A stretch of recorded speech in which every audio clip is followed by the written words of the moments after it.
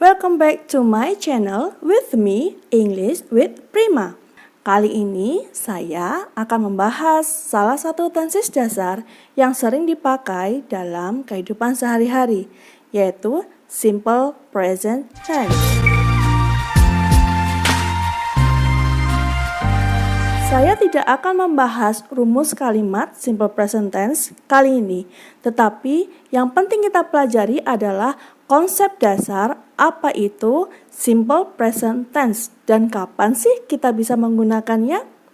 Oke, kenapa itu penting? Karena dengan memahami konsep dan kapan kita bisa menggunakan tenses, ini akan lebih memudahkan kalian untuk menggunakannya sehari-hari dan tidak terpaku pada rumus kalimat atau pattern.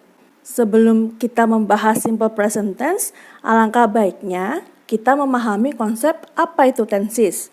Tenses adalah salah satu aturan dalam membuat kalimat berdasarkan waktu. Jadi, fungsi tenses adalah agar kita tahu suatu kejadian atau peristiwa tersebut terjadi pada saat lampau, saat ini, atau masa depan. Nah, masing-masing pembagian waktu tersebut masih akan dibagi lagi menjadi beberapa bagian waktu. Misal, dalam tenses present masih dibagi lagi menjadi beberapa tenses, yaitu simple present tense, present continuous tense, dan present perfect, dan yang lain-lain. Tapi dalam kesempatan kali ini, saya hanya akan fokus membahas simple present tense. Kenapa? Karena ini tenses yang paling dasar yang sering dipakai baik dalam kehidupan sehari-hari maupun akademik. Selain itu, dengan memahami konsep tenses ini, teman-teman akan lebih mudah mempelajari tenses berikutnya. Pertama, kita harus paham konsep simple present tense. Simple present tense digunakan untuk menggambarkan kejadian atau peristiwa yang real, benar, dan normal. Bagaimana maksudnya? Maksudnya, tenses ini digunakan untuk menggambarkan fakta, kebiasaan, rutinitas, jadwal, dan opini. Saya akan membahas masing-masing bagian ini untuk lebih jelas dan bagaimana penggunaannya serta contohnya dalam kehidupan sehari-hari. Yang pertama adalah fakta. Fakta peristiwa yang tidak akan berubah saat ini, lampau, atau masa depan. Misal, air mendidih pada 100 derajat Celcius. Fakta ini akan sama sepanjang masa, saat ini, kemarin, dan yang akan datang. Dan itu tidak akan berubah. Nah, kalimat di atas bisa menggunakan tenses simple present tense, yaitu water boils at 100 degree Celsius. Bagaimana? Mudah bukan? Oke. Selanjutnya, kita beralih ke contoh berikutnya. Yang kedua, kebiasaan. Apa itu kebiasaan? Kebiasaan adalah kegiatan yang dilakukan berulang-ulang yang merupakan bagian dari gaya hidup seseorang. Misal, dia biasanya tidur larut malam. She usually sleeps late. Usually, always, often, dan seterusnya sering dipakai untuk menunjukkan kebiasaan. Bagaimana? Paham sampai di sini? Yang ketiga, rutinitas. Rutinitas adalah kegiatan yang rutin dilakukan pada waktu tertentu dan berulang-ulang. Misal, ibu pergi ke pasar setiap hari. Waktu yang ditentukan adalah setiap hari. Nah, itu adalah kegiatan yang berulang-ulang. Ibu secara rutin pergi ke pasar setiap hari sebagai rutinitas atau monoton. Maka bahasa Inggrisnya bisa menjadi Mother goes to a market every day. Oke, Coba kalian sebutkan salah satu rutinitas yang kalian lakukan di kolom komentar di bawah ini ya, beserta bentuk kalimatnya dalam bahasa Inggris. Nanti saya akan lihat apakah itu sudah benar ataupun tidak. Dan kalian juga bisa bertanya tentang bagian-bagian dari materi ini yang ingin kalian ketahui lebih dalam. Oke? Selanjutnya, jadwal.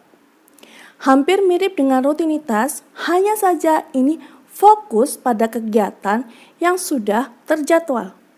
Misal, sekolah dimulai jam 7 pagi, atau rapat, atau jadwal kendaraan umum seperti kereta, bis, dan pesawat. Contoh, pesawat datang jam 8 pagi. Nah, di sini ada jadwal keberangkatan yaitu sudah pasti jam 8 pagi. Jadi, bahasa Inggrisnya bisa menjadi the plane arrives at 8 a.m.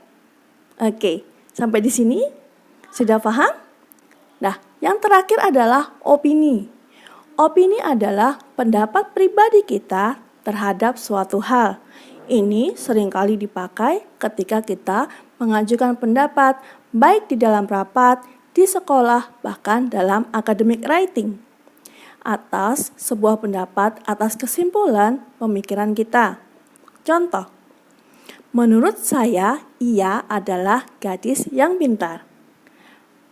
Ini adalah pendapat pribadi seseorang terhadap seorang, yaitu gadis itu pintar.